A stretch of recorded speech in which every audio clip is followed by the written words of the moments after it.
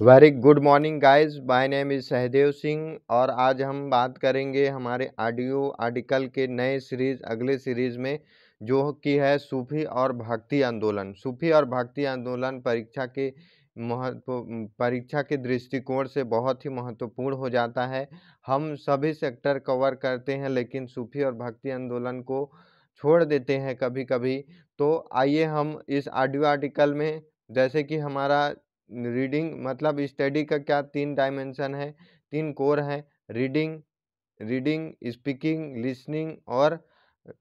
Listening speaking reading और writing. 4 course माने जाते हैं, 4 कोर्स हैं। तो ये लिसनिंग प्रैक्टिस है। लिसनिंग प्रैक्टिस के थ्रू आप पढ़ सकते हैं अपना जो है 1 घंटे आधे घंटे जो भी है ऑडियो फॉरवर्ड करके। तो आइए शुरुआत करते हैं विदाउट डिले। सूफी एवं भक्ति आंदोलन। सूफी एंड भक्ति मूवमेंट। संतों तथा सूफियों के प्रयास से जो भक्ति एवं सूफी आंदोलन प्रारंभ हुए, उनसे उनसे मध्ययुगीन भारत के सामाजिक एवं धार्मिक जीवन में एक नवीन शक्ति एवं गतिशीलता का संचार हुआ। भक्ति आंदोलन के परिणामों के में मुख्य रूप से भक्ति के प्रति आस्था का विकास, लोक भाषाओं में साहित्य रचना का आरंभ, इस्लाम के साथ सहयोग के परिणाम स्वरूप सहिष्णुता की भावना का विकास हुआ, जिसकी वजह से जाति व्यवस्था के बंधनों में शिथिलता आई और विचार तथा कर्म दोनों स्तरों पर समाज का उन्नयन हुआ। जहाँ तक सूफीवाद का संबंध है, उनसे उन तत्वों सृजनात्मक सामाजिक और बौद्धिक शक्तियों को अपनी ओर आकृष्ट किया जो सामाजिक और सांस्कृतिक क्रांति के वाहक के रूप में उभर कर सामने आए। तुर्की आधिपत्य के काल में जब देश का जनजीवन घुटन का अनुभव कर रहा था, तब सूफी खानकाह ने सामाजिक संदेश फैलाने एवं सुधारवादी राजनीति का उन्माद पैदा करने का काम किया। सूफी आंदोलन। सूफी आंदोलन में सबसे पहले हम समझ सकते हैं, सूफी मत इस्लाम धर्म में उदार, रहस्यवादी और संश्लेषणात्मक प्रवृत्तियों का प्रतिनिधित्व करने वाली विचारधारा है। सूफी शब्द की उत्पत्ति के संबंध में इतिहासकारों में मतभेद है। विभिन्न विद्वानों ने सूफी शब्द की व्युत्पत्ति मूलक व्याख्या भिन्न भिन्न त्रुटियों से की है। प्रत्येक सूफी मत के अनुसार सूफी शब्द सूप से विकसित हुआ है, जिसका तात्पर्य है ऊनी या ऊन कपड़ा। सूफी साधक आरंभिक समय में भेड़ या बकरी की ऊन से बड़े कपड़े धारण किया करते थे, संभवतः इसलिए उन्हें सूफी कह दिया गया। दूसरे मत के अनुसार सूफी शब्द की उत्पत्ति सफा से हुई है, जिसका अर्थ है पवित्रता या शुद्धि की अवस्था। इस व्याख्या के अनुसार आचरण की पवित्रता और शुद्धता के कारण ही इन लोगों को सूफी कहा गया है। कुछ विद्वानों ने सफा शब्द की एक और व्याख्या की। उसके अनुसार मोहम्मद पैगंबर द्वारा मदीना के मस्जिद से बाहर सफा अर्थात मक्का की एक पहाड़ी पर जिन लोगों ने शरण ली, वही आगे चलकर सूफी कहलाए। वस्तुतः इस विवाद का कोई भी सर्वमान्य निर्णय करना कठिन है। ज़्यादा संभावना इस बात की है कि सूफी शब्द की व्युत्पत्ति सूप अर्थात ऊन से हुई होगी, क्योंकि उसका प्रथम दृष्टा बाह्य विशेषताएं ही समाज को नजर आती होंगी।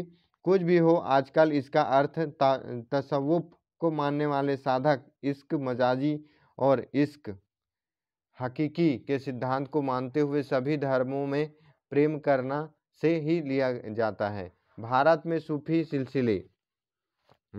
प्रमुख सूफी सिलसिले। चिश्ती सिलसिला। भारत में चिश्ती संप्रदाय सबसे अधिक लोकप्रिय व प्रसिद्ध हुआ। भारत में चिश्ती परंपरा के प्रथम संत शेख उन्मान के शिष्य ख्वाजा मोइनुद्दीन चिश्ती थे। मोइनुद्दीन चिश्ती 1192 ईस्वी में मोहम्मद गौरी के साथ भारत आए थे। इन्होंने चिश्तिया परंपरा की नींव रखी थी। मोइनुद्दीन चिश्ती ने अजमेर को अपना केंद्र खानकाह बनाया और उसकी दरगाह अजमेर में स्थित है और ख्वाजा साहब के नाम से प्रसिद्ध है। वस्तुतः बाबा फरीद गंज शक्कर के कारण चिश्ती सिलसिले को भारत में अत्यधिक प्रसिद्धि मिली। इनकी प्रसिद्धि के प्रभाव से सिख गुरु अर्जुन देव ने गुरु ग्रंथ साहिब में इनके कथनों को संकलित कराया। बाबा फरीद ख्वाजा कुतुबुद्दीन बख्तियार काकी के शिष्य थे और ख्वाजा बख्तियार मोइनुद्दीन चिश्ती के प्रमुख शिष्य थे। चिश्ती संतों में सबसे लोकप्रिय संत निजामुद्दीन औलिया बाबा फरीद के शिष्य थे। माना जाता है कि निजामुद्दीन औलिया ने दिल्ली के 7 सुल्तानों का शासनकाल देखा था, किंतु वे किसी भी सुल्तान के दरबार में उपस्थित नहीं हुए थे। निजामुद्दीन औलिया के प्रिय शिष्य अमीर खुसरो थे। दक्षिण भारत में चिश्ती सिलसिले को प्रारंभ करने का श्रेय निजामुद्दीन औलिया के शिष्य शेख बुरहानुद्दीन गरीब को जाता है। उन्होंने दौलताबाद को अपना प्रचार प्रसार का केंद्र बनाया। मुगल शासक अकबर फतेहपुर सीकरी के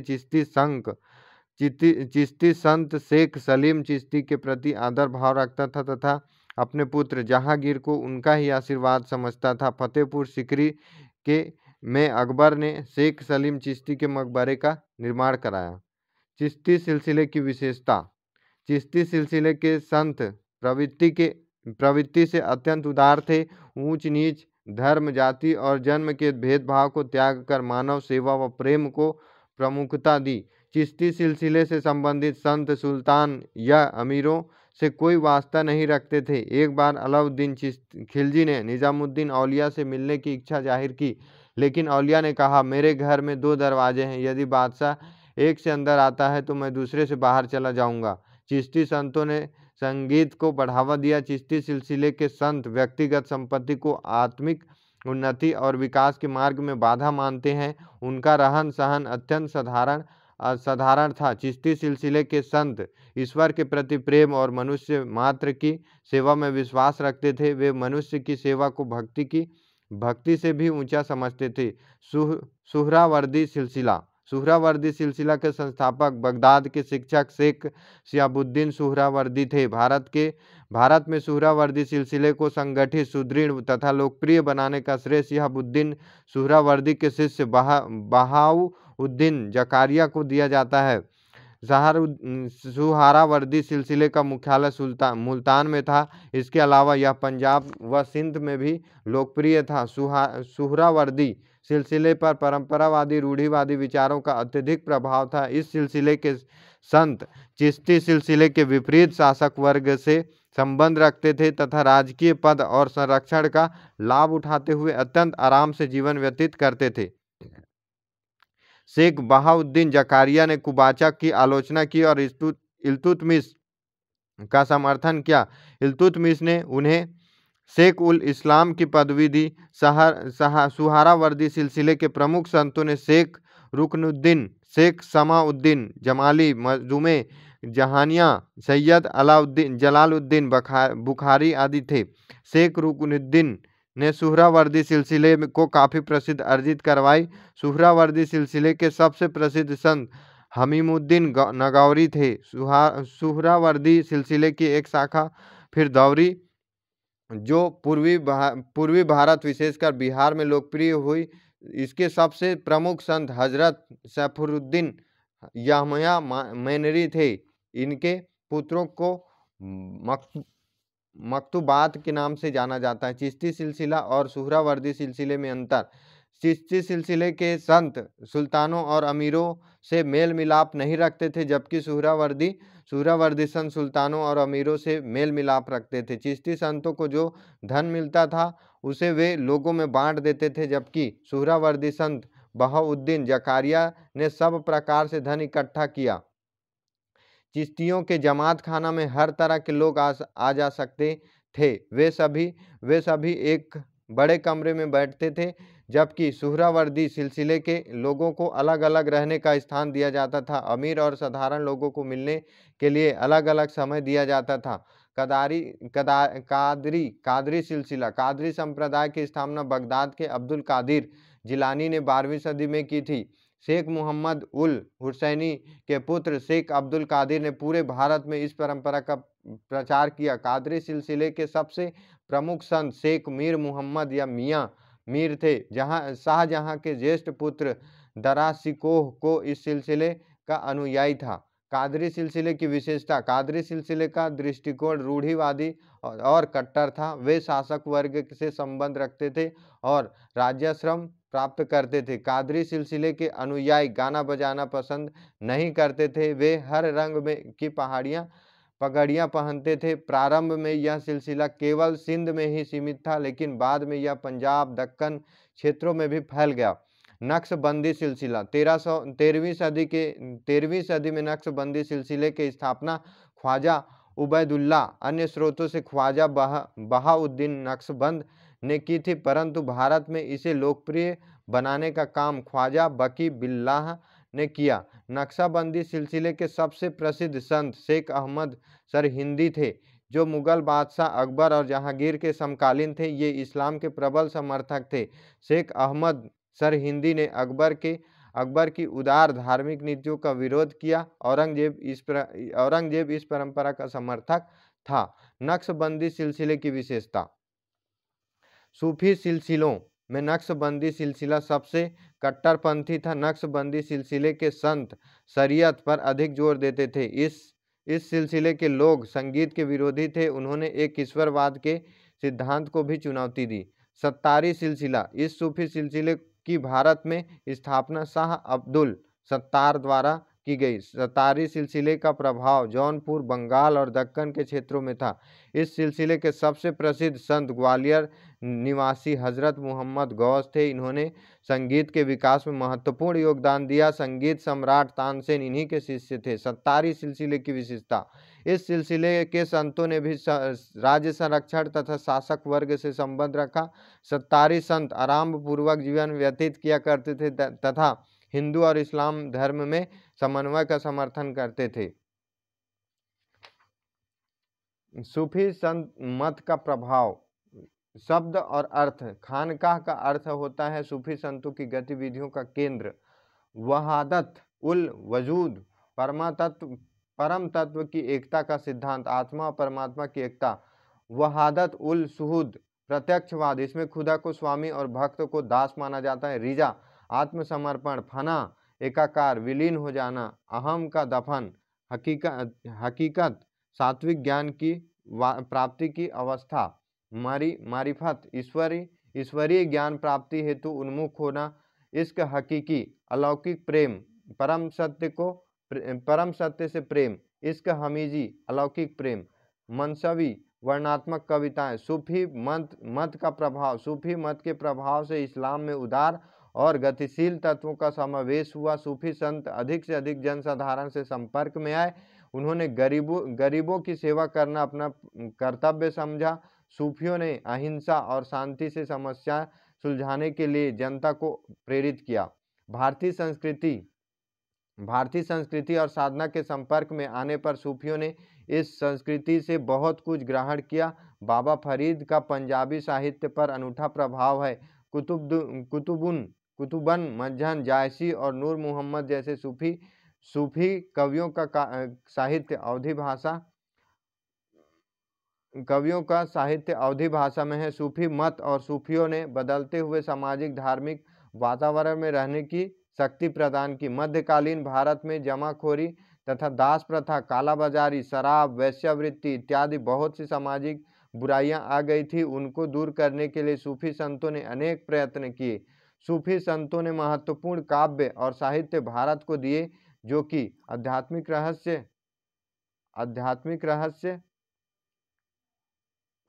रहस्यमय भावनाओं से ओतप्रोत थे। नौ सूफीवाद के संत जफर, ख्वाजा मीर दर्द गालिब आदि उदार कवियों ने अपनी कविताओं में मनुष्य की वास्तविकता को पहचानने का प्रयत्न किया है। निष्कर्षतः थोड़ी बहुत आलोचना के अलावा सूफी संतों ने सामूहिक जीवन को एक नए धरातल पर लाने की कोशिश की, जिससे सभी वर्गों के लोग अपनी मानसिक और आध्यात्मिक उन्नति कर सके। सूफियों के उदार विचारों ने समय की वास्तविकता को धार्मिक औचित्य प्रदान किया। उन्होंने लोगों को विश्व प्रेम का पाठ पढ़ाया। तो सूफी आंदोलन में इतने ही हैं। भारत के प्रमुख सूफी सिलसिले में चिश्ती सिलसिला आया, सुहरावर्दी सिलसिला आया और कादरी सिलसिला, नक्शबंदी सिलसिला और सत्तारी सिलसिला। तो इतने सिलसिला जो भक्ति सूफी आंदोलन के अंतर्गत आते हैं। उसके बाद हम आते हैं भक्ति आंदोलन। भक्ति आंदोलन में मध्यकालीन भारत में भक्ति आंदोलन के प्रचारक आध्यात्मिक संत थे, जिनके विचार कई रूप में समान थे। उनका किसी विशेष संप्रदाय से लगाव न था। उनके अनुसार भक्ति का अर्थ ही एकाग्रचित और निस्वार्थ होकर ईश्वर की पूजा करना था। उन्होंने भक्त के प्रेम की तुलना सेवक और मालिक के प्रति सेवा भाव, मित्रों के मध्य प्रेम, शिशु के प्रति माँ का वात्सल्य और अपनी प्रिया के प्रति प्रियतम के स्नेह से की थी। भक्ति मत का आरंभ सूफी मत से पहले हुआ था। भक्ति मत के संतों द्वारा हिंदू धर्म में व्याप्त विसंगतियों में सुधार करने हेतु अनेक प्रयास किए गए। ध्यातव्य है कि इस्लाम के भारत में आगमन से पूर्व भक्ति की कविताएं दक्षिण भारत में प्रचलित थी। तमिलनाडु में अलवार और नायनार के भक्ति से भरे भजन मंदिरों में पूजा के अंग थे। कंबन ने तमिल में रामायण लिखी। 12वीं शताब्दी के उत्तरार्ध में बासवन्ना ने हिंदुओं में जागृति उत्पन्न की। उन्होंने वीर शैव संप्रदाय चलाया, जिससे सामाजिक समता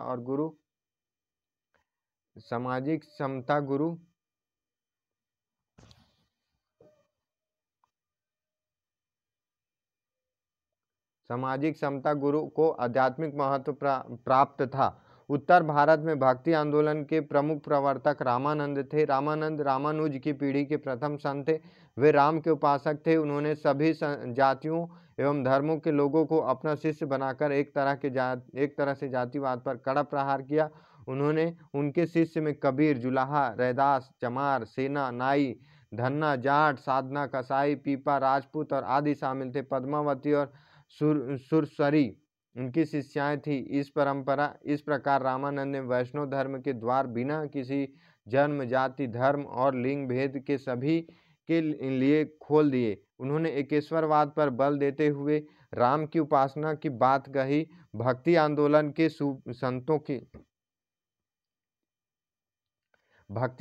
के संतों की मौलिक शिक्षा पूर्ववर्त थी। ईश्वर की पूजा में आस्था, मूर्ति पूजा का विरोध और मोक्ष के लिए भक्ति एकमात्र रास्ता जैसी बातों की जानकारी भारत में पहले से ही थी। भक्ति आंदोलन के संतों की महत्ता इस बात में थी कि उन्होंने अपनी शिक्षा और उदाहरणों द्वारा भक्ति को वह सर्वोच्च स्थान प्रदान किया जो सभी कर्मकांडों, विधि विधानों तथा सांप्रदायिक मतों और विश्वासों से ऊपर था। उन सब ने इस बात पर जोर दिया कि ईश्वर प्रेम ही मोक्ष का एकमात्र मार्ग है। भक्ति आंदोलन के मुख्य मूल तत्व माने क्या है? भक्ति आंदोलन के संतों का मानना था कि इष्ट देव की भक्ति में भजन और गीत गाए जाएं। धर्म गुरु की पूजा करनी चाहिए, क्योंकि वह ईश्वर के रहस्यों का ज्ञान देता है। ईश्वर प्रेम में डूबे व्यक्ति को अपने स्वयं की इच्छा नहीं रहनी चाहिए। उसे पूर्ण रूप से अपनी भावना और इच्छाओं का त्याग कर देना चाहिए। जो व्यक्ति ईश्वर से प्रेम करता है उसे सबको समझना चाहिए। उसे जाति व्यवस्था की कठोरता को कम करना चाहिए। ईश्वर भक्ति भावना से प्रसन्न होता है। वह व्यर्थ के धार्मिक कर्मकांडों, रीति रिवाजों और अनुष्ठानों की परवाह नहीं करता। ईश्वर केवल अगाध भक्ति और प्रेम चाहता है। ईश्वर वाणी के हृदय में निवास करता है, मंदिर और मूर्ति में नहीं। ईश्वर किसी विशेष भाषा में व्यक्त प्रार्थना से ही खुश नहीं होता, वह हृदय की भाषा से प्रसन्न होता है।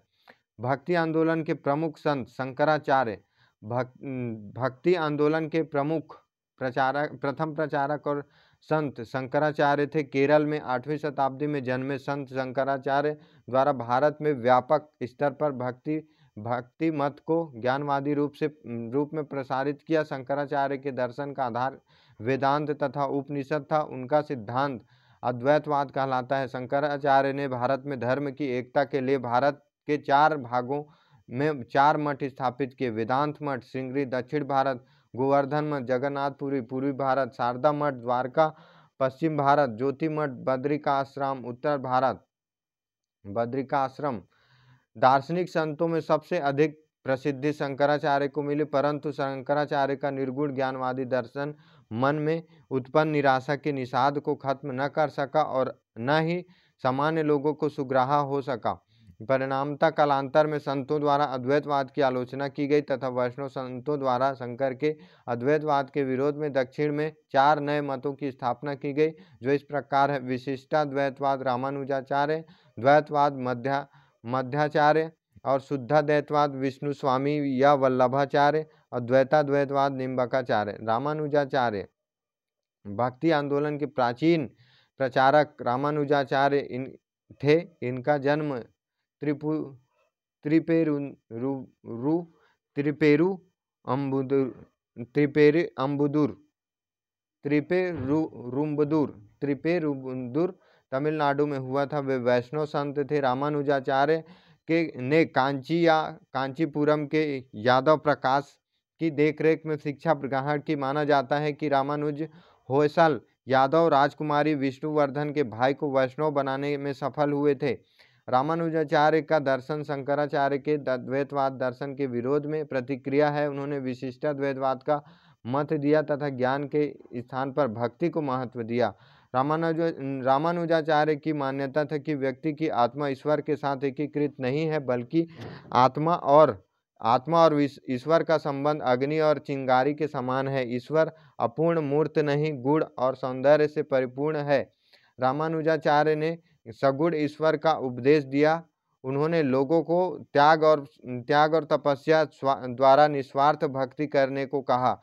रामानुज के अनुयायियों की संख्या दक्षिण में बहुत बड़ी तथा उत्तर में कम है। रामानुजाचार्य ने ब्रह्मसूत्र पर श्री भाष्य नाम से टीका लिखा। इस टीका में उन्होंने यह कहा कि एक शूद्र ईश्वर की कृपा से मोक्ष प्राप्त कर सकता है। रामानुजाचार्य को दक्षिण में विष्णु का अवतार माना जाता है।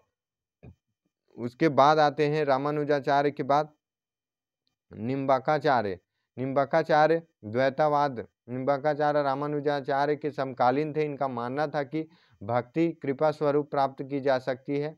भगवान कृष्ण की भक्ति पर इन्होंने अत्यधिक जोर दिया। उत्तर प्रदेश में निम्बकाचार्य के शिष्य बड़ी संख्या में हैं। इनका मत द्वैताद्वैतवाद के नाम से जाना जाता है। मध्वाचार्य द्वैतवाद भक्ति काल के उपदेशों में मध्वाचार्य उल्लेखनीय है। वेदांत दर्शन के 3 दार्शनिकों में उनका नाम रामानुजाचार्य तथा शंकराचार्य के साथ लिया जाता है। मध्वाचार्य तत्ववाद के प्रवर्तक थे, जिसे द्वैतवाद के नाम से जाना जाता है। मध्वाचार्य का मत था कि मानव जीवन का प्रमुख उद्देश्य हरि दर्शन करना है, जिससे उसे मोक्ष तथा परमानंद की प्राप्ति होगी। जन्म मृत्यु के चक्र से मुक्ति केवल ज्ञान और भक्ति द्वारा प्राप्त की जा सकती है। वल्लभाचार्य चैतन्य महाप्रभु के बाद कृष्ण भक्ति शाखा के दूसरे प्रसिद्ध संत थे। ये तेलंगाना के ब्राह्मण परिवार से थे। वल्लभाचार्य का दर्शन शुद्धाद्वैतवाद कहलाता है। वल्लभाचार्य ने ईश्वर प्राप्ति के लिए पुष्टि मार्ग एवं भक्ति मार्ग पर विश्वास किया तथा कबीर और नानक की तरह विवाहित जीवन व्यतीत किया। अष्टछाप के प्रवर्तक माने जाते हैं वल्लभाचार्य के पुत्र विठल नाथ ने कृष्ण भक्ति को अत्यधिक लोकप्रिय बनाया। उसके बाद आते हैं रामानंद 14वीं शताब्दी के महान संत थे।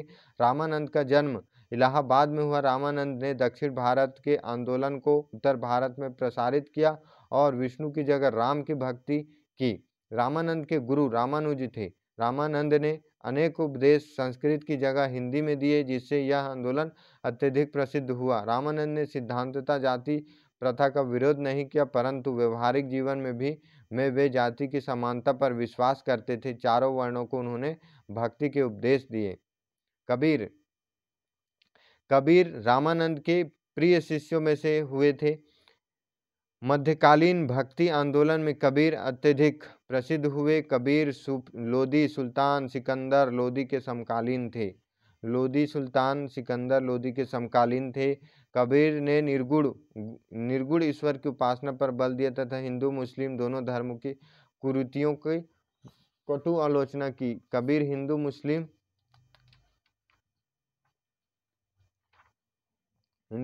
की एकता के प्रबल समर्थक थे। कबीर निर्गुण भक्ति शाखा के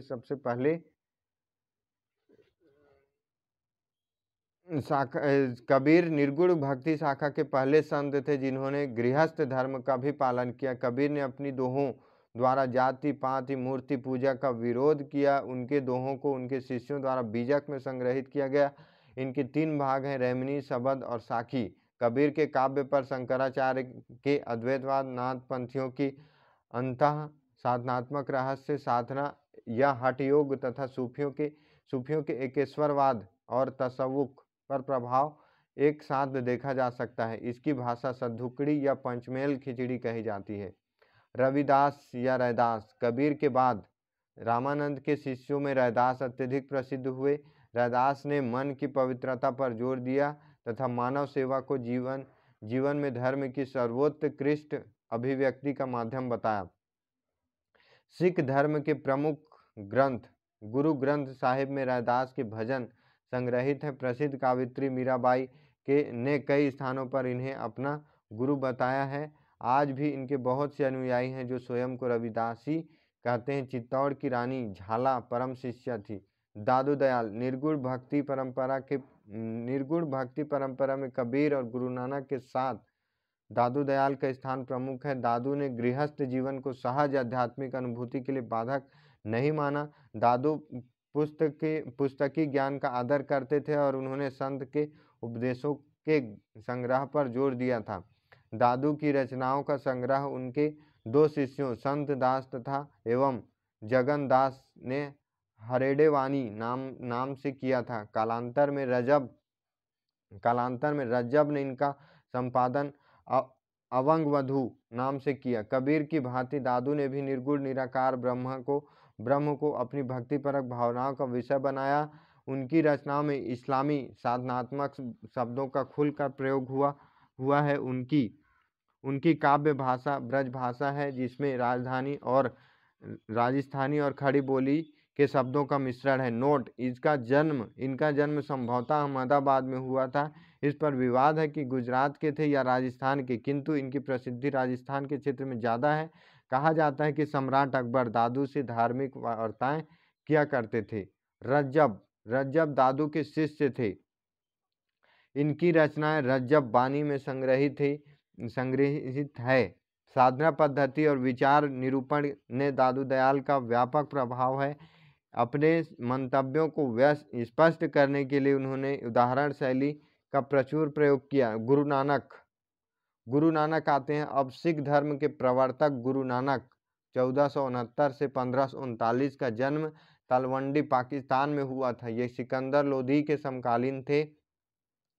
इन्होंने एकेश्वरवाद को प्राथमिकता दी। कबीर की भांति नानक भी जाति पात आडंबर मूर्ति पूजा आदि का विरोध करते थे। हालांकि वे कर्म और पुनर्जन्म में विश्वास रखते थे। उन्होंने भी हिंदू मुस्लिम एकता पर अत्यधिक बल दिया था। संत साहित्य में नानक उन संतों के श्रेणी में है जिन्होंने नारी को सम्मान दिया। गुरु नानक ने निराकार ईश्वर को आकार पुरुष की संज्ञा दी और गुरु को मार्गदर्शन के लिए अनिवार्य माना जाता है कि मुगल बादशाह अकबर की सामाजिक नीतियों में उनके उपदेशों का अत्यधिक प्रभाव था। नानक ने ही पंगत संगत और सामुदायिक भोजन लंगर की शुरुआत की थी। गुरु नानक की वाणी गुरु ग्रंथ साहिब में संकलित है। उनमें शब्द एवं श्लोक मिलते हैं। गुरु नानक की रचनाएं जपूजी, आसादीवार, रहीरास और सोहिल्ला। नानक देव की काव्य भाषा के 3 रूप हैं, हिंदी, फारसी, बहुल पंजाबी और पंजाबी। चैतन्य महाप्रभु नवदीप नदिया जिला पश्चिम बंगाल में जन्मे चैतन्य महाप्रभु का वास्तविक नाम विशंभर था। चैतन्य महाप्रभु ने बंगाल में आधुनिक वैष्णववाद या गौड़ीय वैष्णव धर्म की स्थापना की। ये सगुण उपासक तथा कृष्ण भक्ति शाखा से संबंधित थे। चैतन्य महाप्रभु ने मूर्ति पूजा का विरोध न करते हुए राधा कृष्ण की उपासना की तथा भक्तिमय संकीर्तन की प्रमुखता दी। इनके अनुयायी इन्हें कृष्ण का अवतार और गौरांगम महाप्रभु कहते थे। इनका दर्शन अचित्तन्य भेदवाद कहलाता है। चैतन्य महाप्रभु का दर्शन अचित्य भेदवाद कहलाता है। इनकी जीवनी पहले संस्कृत में मुरारी गुप्त ने तथा बंगाल में वृंदावन दास ने लिखी थी। कृष्णदास कविराज ने बंगला में चैतन्य चरित्रामृत की रचना की। उसके बाद आते हैं चैतन्य महाप्रभु के बाद मीराबाई मेड़ता के राजा की पुत्री और मेवाड़ के राणा सांगा के बड़े पुत्र भोजराज की पत्नी थी। मीरा का यह मानना था कि परमात्मा से मिलने का एकमात्र साधन भक्ति है। परमात्मा ज्ञान तथा योग से नहीं मिलते, अपितु प्रेम भक्ति के द्वारा ही परमात्मा से मिलने का संभव है। मीराबाई ने कृष्ण की भक्ति में अनेक पद और गीतों की रचना राजस्थानी और ब्रज भाषा में की।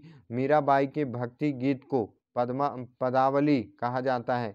मीरा ने अपने काव्य में कृष्ण को प्रेमी, सहचर तथा और पति मानकर चित्रित किया है। अपनी सामाजिक अस्मिता को त्याग कर व्यक्तिगत अस्मिता को आधार बनाकर आदि किसी भक्ति यदि किसी भक्ति ने भक्त रूप में विशेष ख्याति प्राप्त की है तो वह भक्त कावित्री मीरा है। विरह ही मीरा के जीवन विरह ही मीरा के जीवन की है और वह भक्ति कावित्री ही है और उनके काव्य का सबसे बड़ा यथार्थ है। मीरा काव्य के माध्यम से और मध्यकालीन नारी के जीवन के दर्द को समझा सकता है। मीरा के काव्य के माध्यम से मध्यकालीन नारी के जीवन के दर्द को समझा जा सकता है। उसके बाद आते हैं तुलसीदास। तुलसीदास का जन्म एक ब्राह्मण परिवार में हुआ था। तुलसीदास सगुण उपासक कवि भी थे।